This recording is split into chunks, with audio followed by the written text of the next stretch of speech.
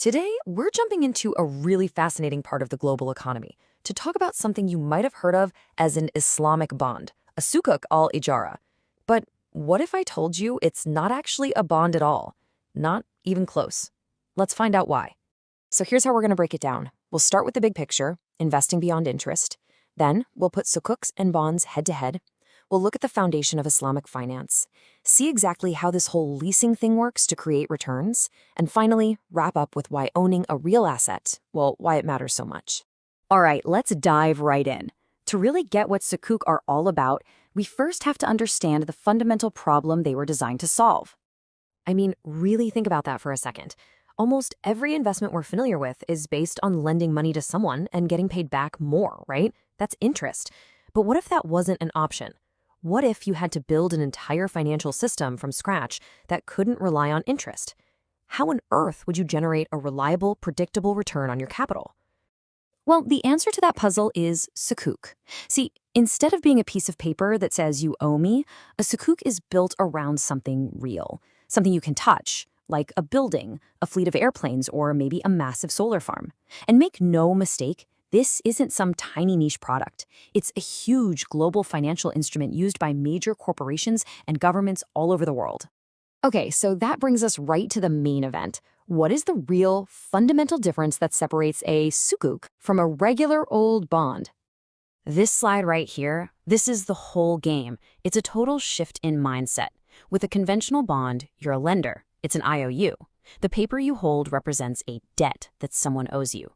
But with a sukuk, you're an owner. You aren't lending your money. You are buying a slice of an actual physical asset. You have a share of ownership. And if we break that down a bit more, you can see how everything changes. A bond's return is interest. Simple. But for a sukuk, the return is rent. Why? Because it's based on owning the asset's usufruct, which is really just a fancy legal term for the right to use and get income from a property. So the whole relationship flips. You're no longer a lender and a borrower, you're an owner and a tenant, just like a landlord collecting rent. So you're probably asking, okay, but why go through all the trouble of creating this completely different structure? And the answer to that lies in the core principles of Islamic finance. See, this whole system is built on some really key ethical pillars. The big one, of course, is the prohibition of riba, basically no fixed interest lending. But it doesn't stop there. Another huge principle is that every single investment has to be linked to a real asset or a real economic activity. No money just making money for its own sake. And on top of that, there's a huge emphasis on fairness, transparency, and making sure contracts are crystal clear. Now, it's really important to get what riba actually means. It's not just about charging crazy high interest. It's about any predetermined fixed return where you're basically getting paid just for the passage of time on a loan, totally disconnected from any real-world productive activity. The alternative? Earning a profit because you own something that's actually being used, like renting out a building. Okay, so we've covered the why. Now for the fun part, the how. Let's walk through the mechanics of a sukuk al-Ijarah, the leasing model, and see how it actually makes money for investors. All right, so check this out. It's actually pretty straightforward. Step 1, a bunch of investors, maybe like you, buy these sukuk certificates and pull your money together. Step 2, all that cash is used to buy a real, tangible asset. Let's stick with our office building example. Step 3, that building gets leased out to a company that, you guessed it, pays rent. Step 4, that rental income flows back and is distributed to all of you, the sukuk holders. That's your profit. And finally, step 5, when the lease term is up, the asset is sold and everyone gets their original investment back. Simple, asset-backed, and zero interest involved.